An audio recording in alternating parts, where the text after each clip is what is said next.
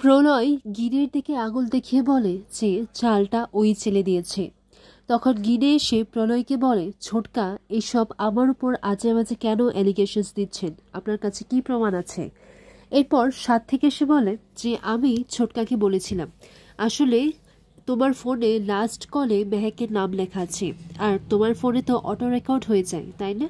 তাই সবাই শুনবে নাকি কি কথা হয়েছিল।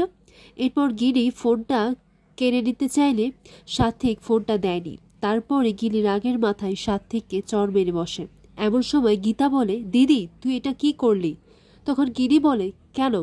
বেশ করেছি যা করেছি, আর তোর গায়ে এত ফোসকা পড়ছে কেন? ও, বুঝতে পেরেছি, কারণ এই লোকটাই তো তোকে প্রথম আই লাভ ইউ বলেছিল। সাত্বিক বলে, তুমি আমার গায়ে হাত তুললে কেন?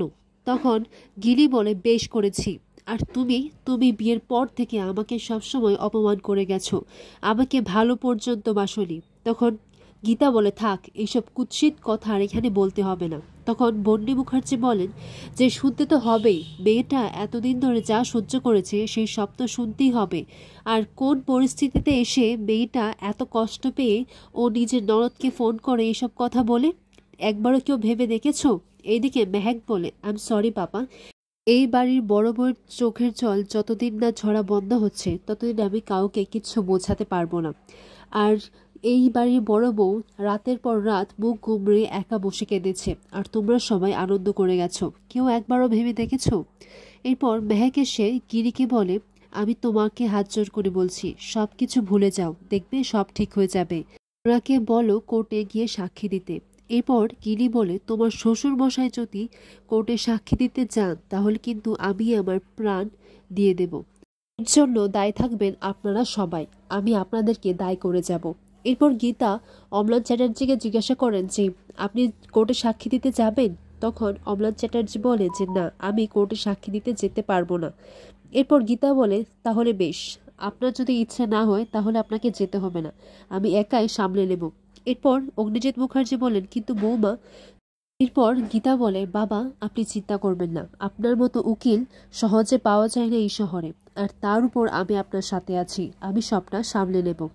এইদিকে বন্ডি বলে যে ও আর থামবে না, ওর ব্যাংকে 1 কোটি টাকা ঢুকে গেছে, আর ওর নামে একটা ইম্পোর্টেড কারও অর্ডার করা হয়েছে।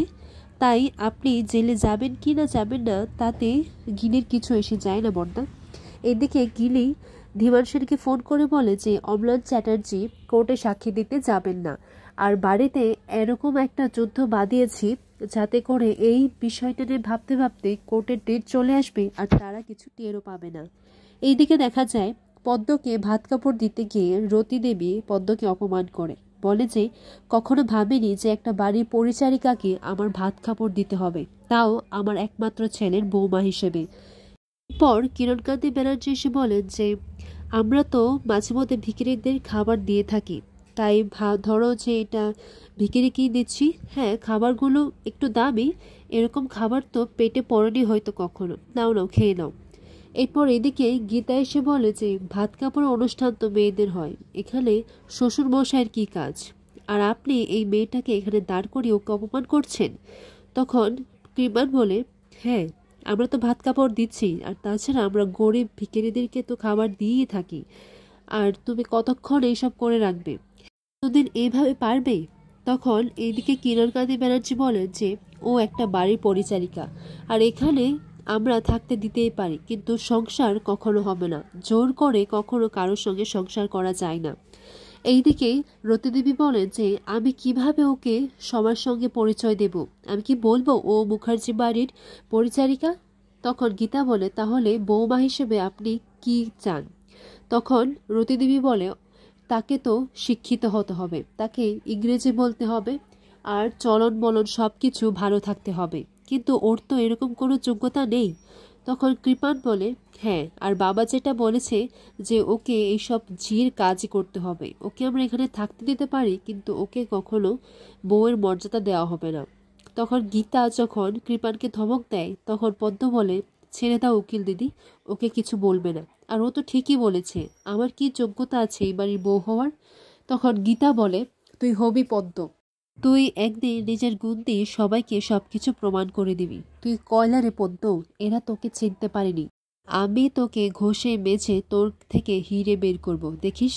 তুই আমার উপর ভরসা রাখ পদ্ম। ওরা যা যা চাইছে তুই একদিন সব কিছু করতে পারবি। আর হ্যাঁ, ততদিন পদ্ম এখানেই থাকবে, আর আজকের ভাত কাপড়টা তোলা রইল। আর তুমি একদিন বলবেই যে হ্যাঁ, এই মেয়েটাকেও ভালোবাসা যায়।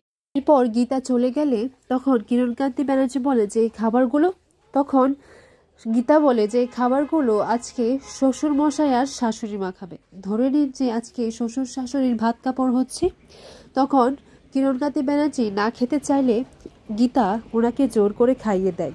এরপর গীতা কৃপানকে বলে, পদ্মর যদি এখানে কোনো অত্যাচার সহ্য করতে হয় তাহলে তো বাংলা মাঠটা রয়ে যাবে, একেবারে যাকে বলে আরন্ধ লাইন।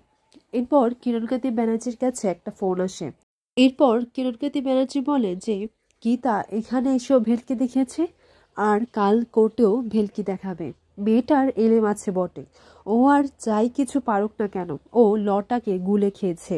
আগামী পর্বে দেখা যায় জ্যোৎস্না চৌধুরী অগ্নিজিৎ মুখার্জিকে দেখে বলে যে আই ওয়ান্ট জাস্টিস, আমি আপনাকে সাজা পাইয়ে ছাড়বো। তখন অগ্নিজিৎ মুখার্জি বলে যে তোমার বাবা তোমার স্বামীকে খুন করেছে। আর তখনই ভজন গিয়ে অগ্নিজিৎ মুখার্জির কলারটা ধরে নেয়। অন্যদিকে দেখা যায় কোর্টে যাওয়ার সময় গীতার উপর হামলা করে।